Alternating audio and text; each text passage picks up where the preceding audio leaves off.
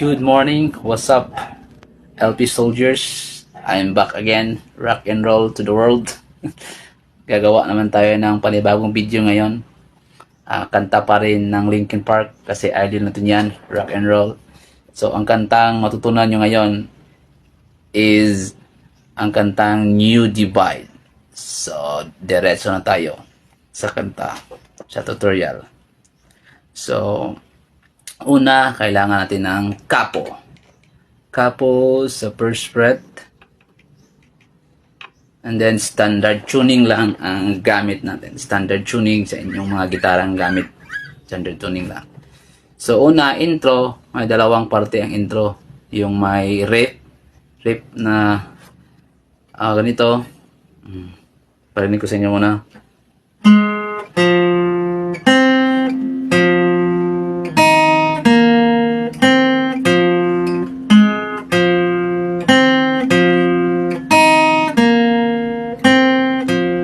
Tapos noon, magsa-strum na chords na yun.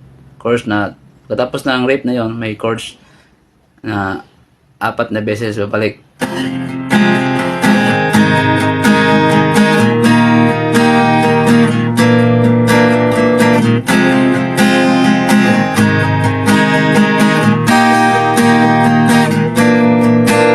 Noon. So yun ang intro. So paano ba yon? So una tayo sa riff. So sa riff, ito tayo sa 6th fret. 6th fret. Kahit may capo, 6th fret lang ang tawag natin. Bilangin natin ito. 1, 2, 3, 4, 5, 6. Pero hindi kayo malito. 6th fret. Dito. Sa 4th string. 6th fret sa 4th string. Ito. Ito. Ito. Ito. Tapos, katapos niyan, isang strum lang. Punta sa 3rd fret. Again, 3rd fret. Kahit may capo ha. Para hindi kayo malito. 3rd. Yan. Tapos dito sa 3rd string. 3rd string, 5th fret. Ito. Tapos balik sa 3rd fret, 4th string. And then dito sa 2nd string, 3rd fret. And then dito naman sa 3rd string, 3rd fret. And then, punta ka sa 5th fret sa steel and 3rd string. And then, dito sa balik sa, punta sa 4th string, 3rd fret. Yun lang. Pabalik-balik yung 3 beses lang yun. Ano, balik. Dahan-dahan. Isa-isang kamay. Ito.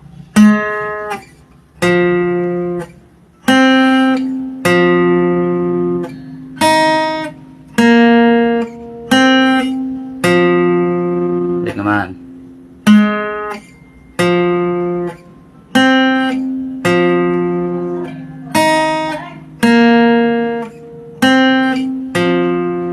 Pagkatapos noon, 3 beses, magko-chords na naman. So sa chords is E minor, G, D, A.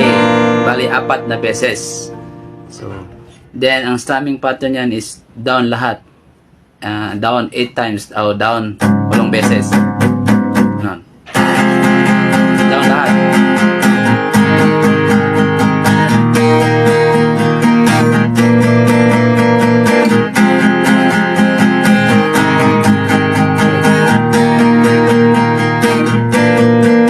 So bali 4 na beses yun. Same line chord progression. So 4 na balik.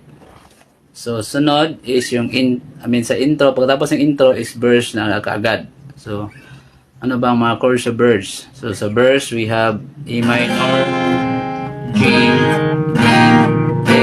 Same lang sa intro. Pero, pagkatapos ng 3 beses na balik, may 2 chords na iba na. So, we have mag-C agad C, at A.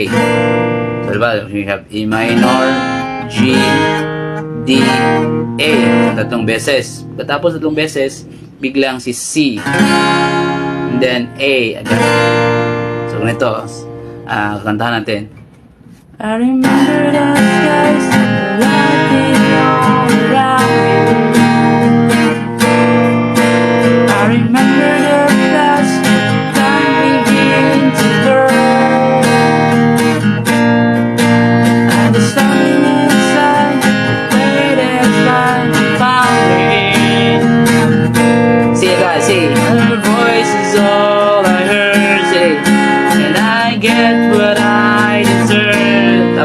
pasok na yan ang chorus. So, yun lang sa verse. So, sa chorus, iba naman ang chorus. So, sa chorus, ano ba ang chorus? Una, we have E minor, dalawang E minor, D, at saka A. Tapos, sunod na line, iba na naman. So, we have E minor, G, D, D. And then, sa third line, we have iba na naman, E minor, G, D, A. Tapos, sa fourth line, iba na naman, we have C, D, D. And then, balik sa E minor, diretso, balik sa intro. So, balik. So, may apat na klaseng line of chords, iba't ibang progression, lahi na iba-iba. So, first line, ibang line of chords. Second line, ibang line of chords. Third line, ibang klase line of chords. Fourth line, ibang klaseng line of chords. So, balik natin para makuha nyo. Una is E minor, D, A. Sunod, E minor, G, D, D. Sunod, E minor, G, D, A. Sunod, C, D, D. Yan, dito, intro. Balik sa intro.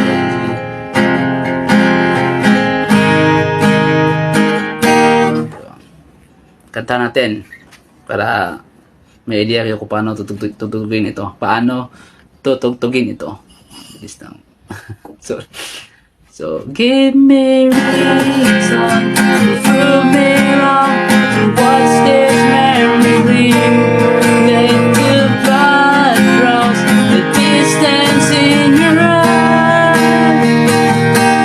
Give me reason to fill this hole, to make the space to be.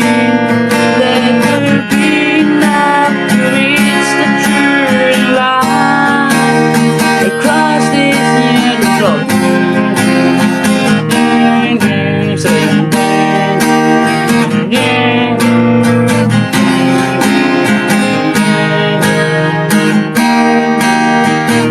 Yaman ito kung sa ulo mo dito na.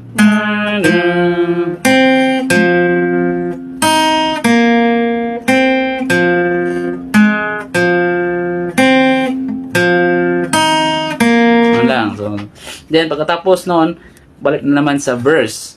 So sa verse 2 at 3, same lang ang chord pattern, same sa verse 1.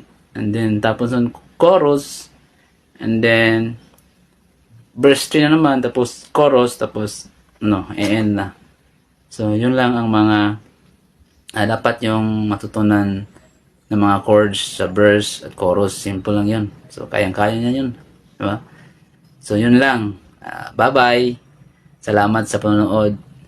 Sa uulitin, susunod naman, gagawa naman tayo ng mga maikling video tutorial ng Linkin Park, our idol Chester Bennington. Adios, rock and roll.